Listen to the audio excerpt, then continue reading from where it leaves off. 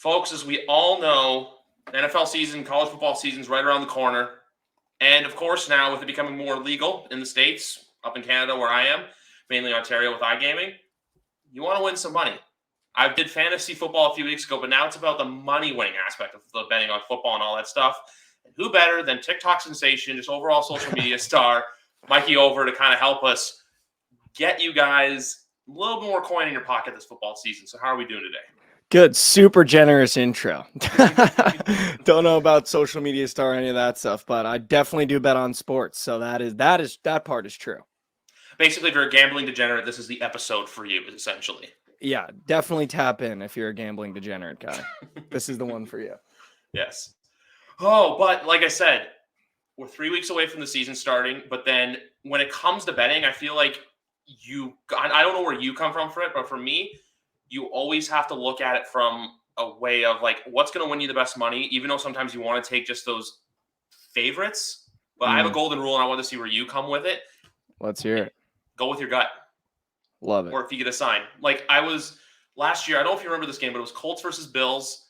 Okay. And I was walking my dog, and for some reason I saw a dude in a Darius Leonard jersey, and I just said to myself, I was like, Colts +7. What happened? That was the game where Jonathan Taylor ran wild and they killed them. Dude, it's all about the little stuff. I think a lot of sports betting, I think there's too many people that complicate it. I think it's way more simple, and I think it's more fun if you're having fun than if you're taking it too seriously. And I think like that kind of stuff, it works. Like you're walking your dog. Number one, the Colts were dogs. And then you see Darius Leonard jersey, you're like, I mean, it's the Colts day. So, I mean, yeah, no, I love that kind of stuff. Also, if anyone's watching, the video version, not just the audio, that was excellent graphic introduction, as you said that. Just appreciated that. I have all the graphics loaded up. I have everything going there. I try to keep it professional here. Let's go. But yeah, that's the thing too. I say go with your gut. And it's one thing too where I'm like, I really got to talk to this guy. Was you did a podcast episode where you basically said, I'm not here to basically take money from people. I'm not like, because I've seen Discords where people are trying to charge like $50 a month. I've seen people charge like, there was one girl I saw that was trying to get like $25 a day out of people. I'm just like, at the end of the day, look, even though everyone's a different creator in that sense, whether it be TikTok, Instagram, Twitter, podcasting, etc., 100%. We're all here to help each other win money. We're all here to basically beat the book. 100%. Rob the book. Yeah, I mean, my whole thing is like I hate the whole handicapping bit. My whole thing is, I tell you what I'm taking today. And you can do whatever you want to do with that. You can take the same one, you can take a couple legs, you can change it up, you can do a full fade. But I would never charge someone for my picks because, even the best sports bettors 50%, like that's something that's very well known that even the best sports bettors go 50%. So I'd rather have fun with it and build a community around just riding with the guys or gals, whatever it is, and having a good time with it. But yeah, no, I would never sell my picks. I think it's way more fun putting everything out there. You get the guys that talk all that smack and tell you it's bad, and then you got the guys that are like, I'm here every day of the week, like let's ride till the wheels fall off. It's great. I'm loving every second of it. Exactly. Like they're there for you when you go 3-0 on a parlay, but then at the same time too, they're chirping you shit when you're going over 3. So and that's expected, it's an expected give and take. If I say it all the time, I get a lot of people that are like, why do you, what do you do when, people start DMing you hate or when people are responding with hate? It's like, I put myself in a position to receive that because, I'm not asking people to take what I'm taking, but I'm putting what I'm taking out there. So, if you're going to put yourself out there, you got to expect a little bit of backlash. So, I think there's a give and take in the game. Exactly. You have to be able to dish it out. Like for example, like when I see a guy, and he's actually been on the show before, but Trent, look, sometimes his picks don't go according to plan, but at the same time too, when you're at the highest of highs, you have to celebrate. But when you're at the lowest of lows and you're eating crow, look, people are going to make fun of you. But at the same time too, it's another day. Cold streaks end. It's always better to end a cold. Yeah, you're due. You're due. That's what I say all the time. I'm due now. Like I'm due. Whenever I start getting a little bit cold, I'm due. And yeah, I mean, that's a great point. When you hit, like everyone and their mother deserves to go nuts. Like when you hit a parlay, like you deserve to talk all the smack you want. You're on top of the mountain. Like you did your research, you picked the right games. So, it's a give and take. It's a give and take. And, you got to expect it both ways. Yeah. And then the other thing I just wanted to bring up quickly was, and I say this to everyone and I say this to myself because people say like to me, oh, how much do you bet and stuff like that. I always say this. not what you can afford, but what you are okay with losing. Now, I know you do the degenerate sketches about rent and everything and the landlord calling you, Yeah, but at the same time, too, I always like to preach that just because I've Landlord actually Bob. gotten before from people like, if you need help, let me know. And I'm like, I'm okay. Like, I'm not out here. I think it's people think I'm betting like $100 a week or whatever, when in reality, or $100 a parlay. But no, that's my whole thing. I just want to see where you feel about that. You bet what you can afford to lose or what you're okay losing. So if you lose it, you're not like screaming and it's not going to financially hurt you. No, 100%. I mean, I tweeted about this a couple weeks ago, and it's something that I very strongly believe in. Anytime that anyone asks me how much I'd be putting on a bet, how much you put on a bet, I always tell everyone whatever makes it fun for you. Whatever makes you feel like you got a little bit of action and it makes you watch the game a little bit more intensely and it's making you having fun. If that means 10 cents, if that means $1, if that means $5, if that means $10, do whatever you want to do. Like I think sports betting is supposed to be fun. I'm very much am a part of the opinion that sports betting should be fun. I think way too many people take it way too seriously. Um, and I think the best moments that I've had with sports betting is when you're with your friends, when you're sweating a game, when you're just having fun with it, not when, you feel like your bills are on the line and you're going to go hungry the next week. So yeah, in terms of like things to bet, I always tell people all the time, whatever makes you feel like you're having fun, whatever makes you feel like you're engaged, whatever makes you feel like you're a part of the community. And that can be as small as 10 cents and it can be as big as, whatever you want. But like you said, as long as you're comfortable losing that, then that's your prerogative.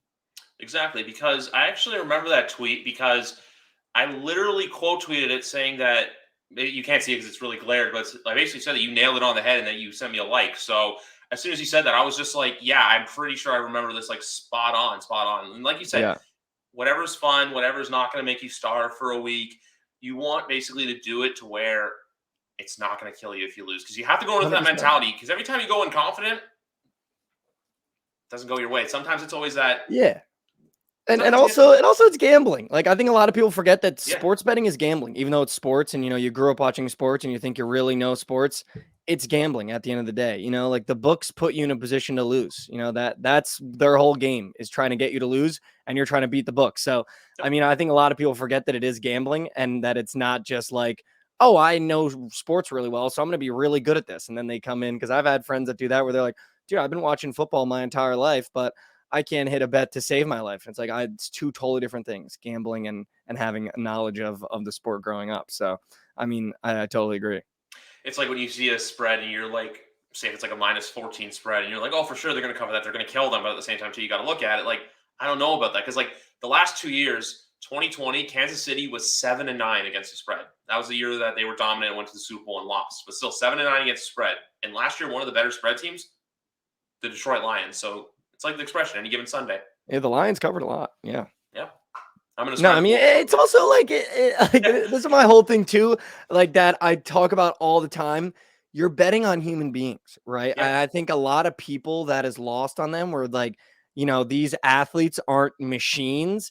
And when you're betting on someone, I think it's lost on a lot of people that you need to realize how your week goes. I think out of 7 days of the week, I probably have 3 really good days where I wake up and go, oh, I'm in no pain. Like I'm in a good mood. Everything's going right. Like I ate when I needed to eat. My stomach doesn't hurt. My arm doesn't hurt. Probably 3 out of the 7. That like I think that's average for a human being. And when you're betting on these guys, you don't know what's happening, right? I mean, you could have the Chiefs -14.5 Saturday night, him and his girlfriend get in a huge blowout over his brother dancing on the field, and now he's going into the game with a cracked mindset and he's going to blow that 14.5 for you, but you didn't know that going into it. So, I think that's lost on a lot of people too, that you're betting on a human being. So I think that's why also I think it's why I preach that it should be fun because like you're betting on another dude. 100%. 100%. That's like you said. It's like at the end of the day, too, when people bitch about fantasy football and then like they say, oh, I don't care about your roster because at the end of the day, yeah, they don't care that, oh, someone took me in the first round of pick 5 and I only had 100 Yeah. rushing yards today and I didn't get any touchdowns. Like, why does what I did on the field, it doesn't have to affect you in your personal life. It doesn't have to be there because at the end of the day, like we said, it's a game, it's human beings. Don't freak out. Yeah, and they're trying to feed their families. They're not necessarily worried about you getting 10 points in your fantasy league. They're worried about like feeding their families and taking care of their kids. So, I mean, yeah, it's comical, but yeah, it's tough though because people expect a lot when they get into gambling and of these players because you put a lot of faith in them. Exactly. And then I'm going to come back with the cool graphics because Look, like Let's we go. said, we're here for NFL season. So what teams are you looking on already that you look at and you think, I'm going to bet them? Or if there's I'll be honest with you, the second that they release a schedule in the week 1 spreads, there was one that just jumped out to me, and I'll get into that in a few minutes. But Mm-hmm. like when you look at teams right now, you're like, I like them. I think like if I look at them, they can increase my bankroll a lot, or my ROI is going to skyrocket. Dude, so I've been getting this question so often, and I really started looking into NFL futures and the teams about 2 weeks ago because I don't like doing it in the beginning of the summer because too much can happen, whatever. Yeah. My dark horse coming into this year is going to be the Las Vegas Raiders. Their Super Bowl odds are absurdly high for a team that I think is absurdly well-rounded. And as we saw last year, without their best wide receiver and with some injury problems, still went pretty deep in the playoffs. And I mean, they're super undervalued this year, I think. I really love the Raiders this year. You know, as a Jets fan, I did sprinkle on us to win the bowl. You know, I'll say it here. I did it. It's not going to happen, but if it does happen, that'd be sick. But I'm going to be betting on the Jets a lot because that's my team. You know, I can't not. But I really love the Raiders this year. I think the Bengals have another great year, honestly, coming back after that Super Bowl. I think the one team that I'd say I'm not going to bet on a lot is going to be the Green Bay Packers. I was looking at the Super Bowl odds today just to refresh myself. I think they're way too high on that list in terms of their odds. There's no value in the Packers for me. I don't think they're going to be that great this year. I've never had a lot of love for Aaron Rodgers, and losing Devontae Adams, I think that's going to have way more of an impact than people might think on Aaron Rodgers. I think the same thing too, and also another team on there is, even though they went to the NFC Championship, excuse me, was Sanford. I have just this is via FanDuel, San Francisco at plus 1,600. I just look, they're a well-rounded team, but I don't trust the kid yet. Lance has to go out there and show, hey, you're capable of doing this, because they just jumped Jimmy, who literally Super Bowl 2 years ago, NFC Championship this year. But if I had to look at a team from the Super Bowl odds that I like, if I had to play Super Bowl future right now, it's the Ravens at plus 2,000. You like the Ravens? I don't know about the Ravens. I don't know about Lamar. I just think that how well-rounded they were, and they still were competitive last year with all their injuries. And also, too, when I'm looking at a bet for value, but if it's a bet for actual on-field performance, like you said, Vegas is up there, or even Denver at plus 1,700 as well. Like, we'll see. I was always bullish on Denver when it was Drew Lock, but now with Russ, we'll wait and see. But it's just always too hard to tell. That's why, like, if I'm doing futures, I'd rather do like player awards, team total, wins and overs. New York Giants minus 7.5, under 7.5. Excuse me. Let's go. Yeah, I just don't. I can't get behind Daniel Jones. Or even to make the playoff bets, like, I don't know. Let's see. Arizona Cardinals at plus 118. Like, that's not a bad bet to make, just because you don't know what the tough NFC division is going to. It's a tough division, but the whole conference as a whole, they can still sneak in. I'm like. And then, yeah, there's not a lot of other makes. Like, you're more likely to make money on a team betting on a team to suck. No, 100%. I mean, I don't disagree with the Ravens take. I just feel as though I actually really like Lamar. I think he gets a lot of hate for, you know, his still what people like to call his inability to throw the ball. I don't really think he has an inability to throw the ball, but what I will say is I don't think they replaced Hollywood Brown very well. I don't think Hollywood Brown was all that great. I think he's going to be a fucking stud on the Cardinals. I think he's going to be unbelievable on the Cardinals. I think he fits in that offense perfectly, especially when DeAndre Hopkins comes back and decides to take the needle out of his butt. But I agree with the Ravens. I think they're a great team. But once again, they have really not given Lamar anybody to throw to, which is honestly shocking. They really have not given anyone to throw to other than, you know, Mark Andrews is going to be sick again.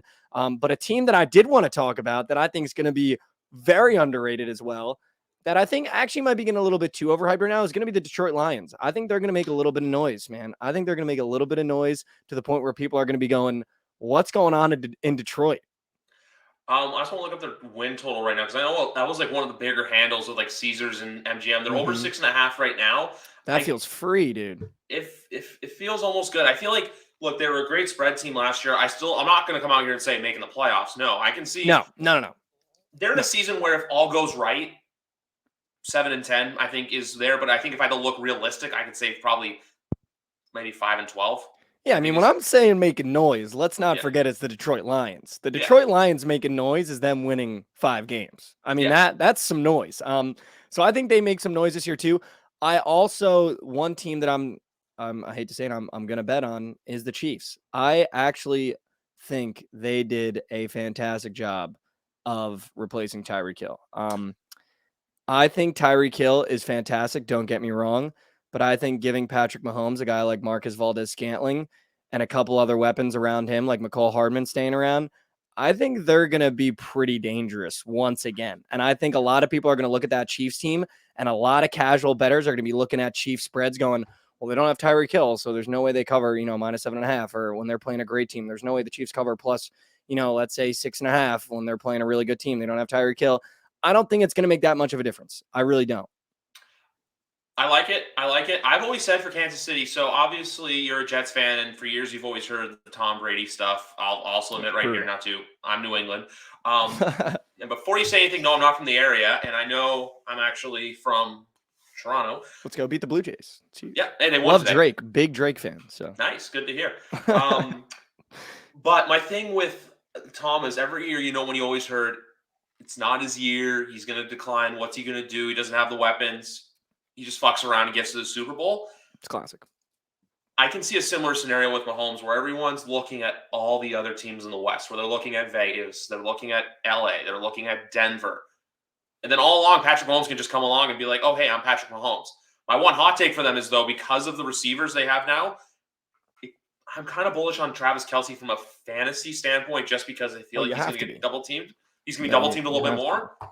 And the bet that I like that I want to get into that I've been on since May, Week 1, Chiefs Cardinals over 53.5 points. That's free. And I love that you're bringing me on here. First bet of the year isn't over. Yeah. I mean, it's almost horny. I'm going to be honest with you. That's electric. No, I mean, I love that. I think too, in a game like that, Kyler Murray has something to prove. And Kyler Murray having something to prove means you need to pick apart a defense, buddy, because the Cardinals put a clause in your contract that said you can't play Call of Duty and you need to look at the playbook. So I think Kyler Murray has to come out and have a really great year. I love that over, by the way. That's a fantastic over. And you know what? I'm going to say it too. I think it happens a lot in the NFL. I think it also happens a lot in the NBA. When you get rid of a guy that demands a lot of attention from his own offense, it diversifies what you can do going forward. I think the Chiefs now have a way more diverse offense than when they had Tyreek Hill. That might be a really hot take. That might be a sword that I die on. But looking at the Chiefs now, I think that offense is more dynamic without him than with him, because now Pat Mahomes can really do whatever he wants. I feel like before it was two options. If you didn't throw to one of those two and some guy dropped it or you overthrow him, it was, why didn't you throw to Tyreek Hill? Why didn't you throw to Travis Kelce? And now it's going to be like Travis Kelce is going to get mobbed. And I think that kind of opens him up a little bit more. I mean, don't get me wrong, Tyreek Hill is great, but I still think Pat Mahomes is top 3, top 2 quarterback in the NFL. So he's always there. It's like, I know everyone's so bullish on Josh Allen and stuff right now, but at the same time too, I feel like everyone's kind of this offseason as a whole, I feel like no one's talking about Mahomes. I feel like nobody, dude. I'm hearing way too much about the goddamn Dolphins and Tua, who's gonna suck again. I'm hearing way too much about the Broncos, dude. Russell Wilson sucks. I don't know. Ever since I started betting on sports, the one guy that has sold more spreads for me than any other human being on the planet is Russell goddamn Wilson. And the fact that he's on the Broncos, I mean, it's over with, dude. I don't think I'll touch the Denver Broncos all year. Just because I know he's gonna suck. I know he's gonna suck. Is it weird to think that taking with his game week 1, I'm so tempted to take Seattle on the spread just because how last year when Brady went back to Tampa, Patriots nearly beat them and covered, low scoring game, but at the same time too, there's a part of me that's oh, he's gonna go there and torch them. I'm just gonna wait to see what the analysts say, because with the Patriots game, Patriots Bucs last year, I remember everyone saying, oh, they're gonna torch them. So that's the other thing too. Don't listen to the outside noise or all the other gambling experts. Sure, you make your videos. I make videos too. I just don't have the biggest following as you. But at the same time too, I say that if you want to tail me, great. If you don't want to tail me, that's totally up to you. Of course. It's always an option. This is what I'm taking. Yeah. Do what you want to do. Yeah. I honestly too, I don't know why, but ever since that video of Drew Lock rapping on the sideline came out, I don't hate the kid. I feel like he got a lot of hate in a situation in Denver that probably wasn't great for him. I'm looking forward to him in Seattle. I am. I think this is his year, though. He either has an okay year or he busts and now he's a backup for the next 3 years and then he's out of the NFL. But I think that's an interesting situation for him, I think it's the same thing as, how do I say? It's the same thing with Daniel Jones too in New York. I just think with Drew Lock, it was the situation was never right. And also, to the one game that really got me in off him was 2020 when the Broncos played the Patriots and they only won 18-12 off 6 field goals because he couldn't get it done on third down. Otherwise, that game would have been a complete rout by the Denver Broncos. Yeah. No, I mean, I feel you. I mean, he's got DK Metcalf, he's got Tyler Lockett, he's got some weapons, so it should be interesting to see what he does. But it's another team that's probably one season away from blowing everything up and rebuilding in Seattle. So he's kind of in a spot that definitely is not great. But it's also a spot where you don't have anything to lose. So you might as well go out there and try to ball out. I know we talked about this earlier, but look, when it comes to certain futures, we talk about Super Bowl futures on like certain teams we look at from a value standpoint. But there's one that I like. He's not exactly near the bottom of the favorites, but if I had to look at an MVP, I wanted you to get this take.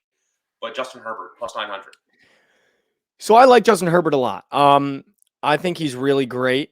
I just don't know. He's got to get over the hump, I feel like. Last year, everyone was saying the same thing, that Herbert MVP was fantastic value, and he didn't get over the hump last year. He pretty much has everything you need to have a Super Bowl contending team in LA, I think, especially in his offense. But he's got to get over that hump. If he gets over the hump this year, I 100% agree. I think he's great value for any award. I think if he gets over the hump, the Chargers are a shout to win the Super Bowl.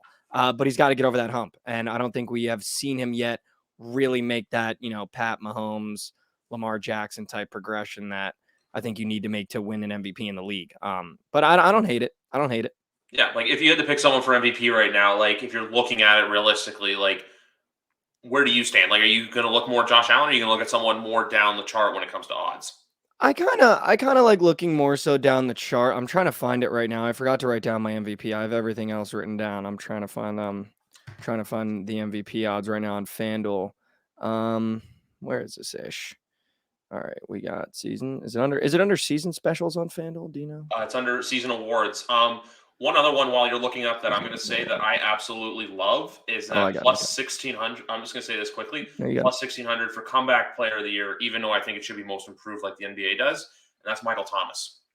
Yeah, I mean, he could be an absolute like danger zone in New Orleans. I mean, that could get out of hand quick. But I mean, looking at the MVPs, I think I think especially if you're looking at guys like the Ravens to make a run, I don't hate Lamar Jackson at plus 2,000. Honestly, I also don't hate Joe Burrow at plus 1,200, dude. I think now him and Jamar have a full season under the belt in the NFL. T. Higgins is looking like he's going to be an absolute animal again. I mean, this kid has it all right now in Cincinnati. If he just puts it together a little bit with the amount of press that he already gets, and half of the MVP award is how much you get posted on social media, I'm convinced. So, I mean, if he just puts it together, I think Joe Burrow plus 1,200 is great value. I think Kyler Murray, if he puts on enough of a show in Arizona, I think he could be a shout too. And then my guy that I should have had it written down is Derek Carr at plus 2,500. I love the Raiders this year. I really think they're going to make a lot of noise, and I think he's going to be a huge part of that. If the Raiders simply make the playoffs and are a double-digit win, and he has a stellar season, let's say at least 30-odd touchdowns, even if he can creep closer to 40 and over 5,000 yards throwing, I think it's a pretty much lock-in that he will be in that MVP conversation. 100%. So if you're looking at odds right now, look, I love that plus 2,500 for Derek Carr, but at the same time, too, I just have a little bit of a hesitancy just because he hasn't been there, but I feel like now is that, okay, are you elite Derek, or like are you a top 10 guy, or are you always going to be that middle of the pack quarterback? Yeah, no, 100%. I totally agree with you. I think this, honestly, it's going to be a fun year because I think this is a make or break year for a lot of quarterbacks. A lot of guys that have made a lot of noise. I think you're probably getting really close to a Lamar Jackson make or break year. Yep. I think he's got to start. I mean, MVP, that's great, but you got to start making some noise in the playoffs, bud. I think guys like Derek Carr, you're 100% right. It's time to start making some noise. Matt Stafford was close, but then he won the Bowl, so that's tough. But even with I think the young guys too. I think Trey Lance, this is not a make or break year, but he's got to make some noise. And Zach Wilson, as a Jets fan, it has been a media whirlwind around that kid. I think it was Colt McCoy come out today or yesterday and talk about how he doesn't understand why Zach Wilson is getting so much praise for pretty much doing nothing impressive or whatever it was. I mean, that's rich coming from him, but Moms. I think too, guys like Zach Wilson, like you need to start showing something. Justin Fields, you need to start showing something. Like I think teams are very prone to moving on quickly from quarterbacks now because you can find that Justin Herbert like almost immediately. And you can find that Lamar Jackson almost immediately. So I think like the lifespan of a quarterback now, once you're a rookie, I think is getting increasingly smaller. Like if Justin Fields doesn't show anything, how long do you think he's a Chicago Bears quarterback? My only thing with him is, though, I feel like the Bears are not putting him in a position to succeed. They still have Darnell Mooney. They still have David Montgomery. Yeah, I They mean the have Bears suck. Yeah, that was a they have bad Cole example. Kmet, but the Bears, that's just the thing. The Bears are in a rebuild, so I feel like he has a little more leeway. And Zach, here's my thing. He has all the tools to succeed. It's like giving a 16-year-old kid a Ferrari and being like, okay, here are the keys to the car. You got to drive this thing without crashing it. I'm not trying to call the Jets a Ferrari, but I'm just giving the metaphor of like, look, you've got a tight end. You've got a pretty solid two-headed monster at running back. We'll see how Breece Hall does. We've got an excellent offense. Like our offense right now, I think is very underrated, but your offense is only as good as a guy throwing the ball. And in that preseason game, I will say Zach looked atrocious. I mean, he was staring down wide receivers like it was his job. It's like, why don't we, fake with the eyes a little bit here, Zach? You don't have to let everyone in the arena know you're going to Garrett. But no, I think, I totally agree. I think, he is a young kid and the Jets with Joe Douglas, we're finally figuring it out. Like we're having good drafts, but it would just be so classic if we drafted a quarterback that just ends up to be a complete bust because, we gave him a great offense and he just wasn't the guy, but we'll see. I'm still optimistic.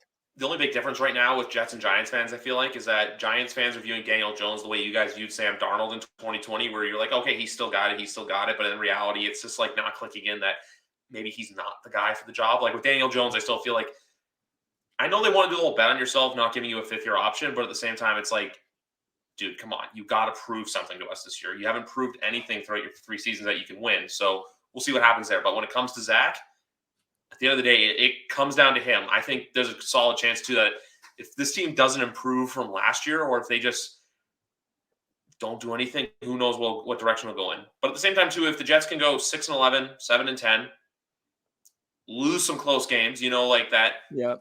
I think the Jets can be a spread darling this year. I think they'll be that team where, you know what, take them, hold your breath.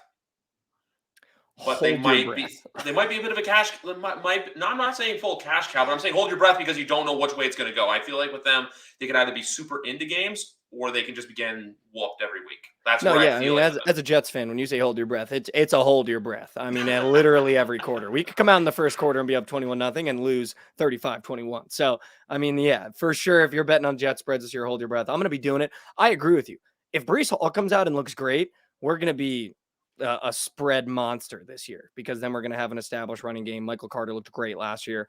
I think our wide receiving core is probably one of the best in the NFL. Might be a hot take, but in terms of our depth, I mean, we still have Corey Davis. I feel like a lot of people are forgetting how good he is. But yeah, no, I'm looking forward to the year. It should be good. Yeah, exactly. That's the thing. Like NFL, it's 22 days away, but it's like, oh, it can't come sooner. Oh, feels good. 100%. Bills Rams, September 8th. It's gonna be sick. But like we said, look, if you are wanting to go out there, like my neck of the woods, CFL football is a thing right now for those people. So, but it's not the same. Not the same, but it's all right. Yeah. It's football's football. Take some football here and there. CFL football is good for overs, though. I'm going to say that right now. Okay, well now you're talking. Yeah, we're talking about something like the Big 12, and I want to switch gears because obviously, look, for as big as NFL betting is, college football betting's right there. There's one other bet I got lined up for week 1. I just think Ohio State's going to wipe the floor with Notre Dame. I think that's what I think. But when it comes to college football betting, at the same time, too, I feel like everyone thinks you can't win money on money lines unless you're going like crazy 10-teamers, which do not do. It's the spreads is where you're going to make your money. That's where you're going to make your money with college football. That and overs, which I said, I know you're overs. Yeah, I was about to say, dude, overs in college football are electric. Texas, Oklahoma will be the easiest over anyone cashes this year. It's literally going to be free. I mean, they could put it at 100 and I'm still going to take the over in that game. I mean, you just can't not. But no, I mean, college football is going to be great this year. I'm looking forward to it. Yeah, like if you had to pick a favorite right now, obviously, I know I saw your video. You're now. I had to do it. I've never really had a college football team or a college basketball team. I just like watching the sport. I like betting on the kids. Like you got me betting on Texas Southern for college basketball for a bit there. Let's go. They were sick. Sick. But with college football, though, my thing is, besides Texas, who's a team you're looking at where you're like, I like what they're doing. I think they got something to cook in there. I mean, Ohio State, right? I Mhm. mean, CJ Stroud is going to be unbelievable this year. I also think, college football is going to be very wide open this year. I picked Texas for a couple reasons, and I'll give you the clip because I haven't explained it to anybody yet why I took Texas as my college football team. I chose Texas as my college football team, one, because I love being the heel. I think it's so funny that their slogan is "We're back." Being a Providence college basketball fan last year was probably the greatest couple months of my life. Being able to be like, "Oh, we're lucky," and then we go out and cover spreads and beat teams as underdogs, and then we're the number one bet against team in the NCAA tournament, and then we absolutely wipe the floor with South Dakota State. Like, I love being the heel. I think that's awesome. And I think Texas is the biggest heel in college football. I mean, they have a fan base that doesn't care. Every year they're back. I love that slogan. Like, we're back. I think it's hysterical. I love Quinn Ewers. I think that kid is hysterical. The mullet is sick. I think he's also a dog. And to be honest, I think Texas is going to make some noise in the Big 12 this year. I think it'll be fun betting on them. I'm definitely going to go to a game. I think that's going to be a great time. But I just love the energy that the Longhorns have. I love Matt McConaughey. I'm a simple guy. I'm not going to come out here and call myself a genius, but this is how I make decisions. I love being the heel. Love Matt McConaughey. I think "We're back" is a great slogan. And all that jazz. But in terms of betting, I do think Texas is going to make some noise. I agree with you. I think Ohio State is going to beat the brakes off of Notre Dame. But I'm going to be honest. I'm going to avoid the Big Ten when betting football this year for college. I just hate watching the games. I think they're Because it's boring. unders. Yeah, they run the ball too much. I think it's boring. I love defense, but it's not like exciting defense. I think the SEC is going to be a lot of fun this year too, though. That's a conference I'm going to be looking at for sure. And then the Big 12, it's great for overs. I Oh, love the Big 100%. 12. I mean, just feed me overs. It's a shootout every game in the Big 12. That's why I wanted to pick Texas too, because any Big 12 game you're watching, there's a gunslinger at the quarterback, which is, it's always fun. And then you got Arch Manning coming in next year. It should be a great time. Alabama, Texas week 2. That's going to be a free over right there. And I'm taking Texas money line. I'm not that brave. I'm not that brave. You do you. Odds your team. I'm not that brave. And I might be going down to Texas for that game. I'm talking to a couple of buddies right now about getting tickets and going down to that game because I think that's going to be so much fun. I mean, anytime you get a chance to watch Nick Saban coach, I feel like you got to do it, and I haven't done it yet because I went to a school that didn't have college football. So, I mean, now that I have Texas, of course they're playing Alabama. Of course it's early in the season. Like, this could be an electric factory. So I might try to get down to that game, but yeah, I'm for sure going to take Texas money line. If not the spread, probably both. Might pull a Providence basketball. Just take both for the bet. So let's just get the facts straight, folks. Drinks cold, parlays winning, and his overs. That's how you describe Mikey right there. Those 3 things, right? Put that on my headstone. Yeah, that's free for my headstone. Oh, but it's like that's the thing. I would have probably had a drink tonight, but I figured it's a Wednesday at 6. A little early. No, never too early, but Oh. I get it. I Yeah. got you. If the games are on, it's all right to have a beverage. Yes, exactly. Like that's the thing too. Even if you got bets going tonight, but I just look at baseball and I'm like, I've lost too much money on baseball to where I'm just like, I need it back. I know your buddy Gavin likes the Nerfies, and those can be electric too. But No, I mean, I want to blow my brains out with baseball. It is probably my least favorite thing to bet on. I'm hating every second of it. It makes no sense. I think the lines are probably the dumbest of any sport. The fact that the Orioles win like 3 straight and are still like plus 150 every game is just like absurd. And then they come out today and they're plus 135 and they lose by like 7. It makes no sense. Baseball is the worst. I think it's comical how many people will DM me and like respond to my stuff being like, it was always the Marlins against the Padres. It's like, was it though? Because then the Padres come out today and they like nuke on them. So it's like, baseball just makes no sense. I would just prefer to lose my money betting on football than lose it betting on baseball. That's my honest opinion. exactly, if I had to pick 2 sports that if I lose my money on, I'm not gonna be pissed. Football's one, hockey is the other. It's College basketball for me is the other one. College basketball too. Is just with college basketball, I feel like when I start looking at those like really weird conference games, is just when I'm like, I don't know. That's why, like with baseball, like I see people online, like whether it be you or others, posting about that. And like with college basketball, like I mainly tail people with college basketball because I don't know too much about it when it comes to like trends and everything like that. But Yeah. The Big East was a pretty good conference to bet on. I will be honest with you when it comes to that. I mean, Providence was free. You made free money if you bet on Providence. I think I did a few times. I just can't remember too many of those bets off the top of my head. We were a wagon. Yeah. We were what the people call the wagon in the streets. Oh, yeah. Everyone has a wagon. So, like, the teams to bet on, I could just say, who's your wagon for this year? Like, my wagon right now probably, let's call it as it is. We'll do Lions spreads maybe. And week 1, you want to hop on the wagon already, folks. I've said it here right now. Arizona, Kansas City, over 53.5. I love that. That's probably going to be done by halftime. That, and then I mean, that over is like free, dude. They don't make it up. It's free. They don't make that up. The numbers like that, when you got two quarterbacks like that going up against each other, I mean, you might as well take the over. Because my whole point with the Mikey over bit is that I'd rather bet on these guys to play well and root for a really fun game than be rooting against them to do well and betting on an under. Like, when you've got Kyler Murray and Pat Mahomes going at each other, don't you want them to just be unleashing all game? Like, yeah, so give me the over, whatever. It's like the playoff game last year with Buffalo and Kansas City. You don't want to sit there and watch stinker. No, the only time I bet an under was, or I can remember, was, what was the game? Detroit, Chicago, Thanksgiving, but that's like for obvious reasons. You know that game's going to suck, so it's like bet the under. But when you, that's right though, because when you're betting the under, you're basically betting for a game to be shit. And sometimes I'll do it if, like, look, hey, it feels right, but at the same time too, you want the electric factor. You want that sweat of, oh, like, come on, you just got to get like one more touchdown. Come on, 100%. You can do it. That's what you want. But before we wrap up here today, for anyone out there who may not know too much about you, where can they find you? Anyone on social media? Yeah, so Mikey Over on all platforms except for Instagram. I'm michael.j.overs. It's more of an inside joke. On Twitter, it's at MikeyOver1. And then on TikTok, it's just at Mikey Over. You know, we're taking it one game at a time, one over at a time, and I'll see you guys at the cash counter. Sounds good. And if you want to have a compliment, the week 1 over with another one, may I suggest in the 425 slot as well? I don't know what the number is, but Green Bay and Minnesota. That one almost seems like the over. Yeah, I'm gonna look it up right now. I'm curious. I'm gonna open up FanDuel, look it up. I don't hate it. I don't love Aaron Rodgers, but I don't hate an over. That's my problem though. Is I'm just one of those guys. If you give me a bet, like, I'm gonna take it. Like, I have friends that will text me like parlays. I always tail them because it's like I'm not gonna not. I'm not gonna not. Exactly. It's 48.5, by the way. So 53.5, 48.5. I don't hate that at all. I don't hate it. So it's one of those things where, like, hey, if you sprinkle money on it and it loses, you can live with yourself at the end of the day. Yeah, whatever. I'm okay with losing money if it felt right. That's also something you got to be ready for in sports betting. You got to be okay with losing money, like, because it's gonna happen. It's gonna happen. You're not gonna hit 100%. I promise. Exactly. Load up your. Oh, also one more question I want to ask you. What is your favorite sports book to use? Just out of curiosity.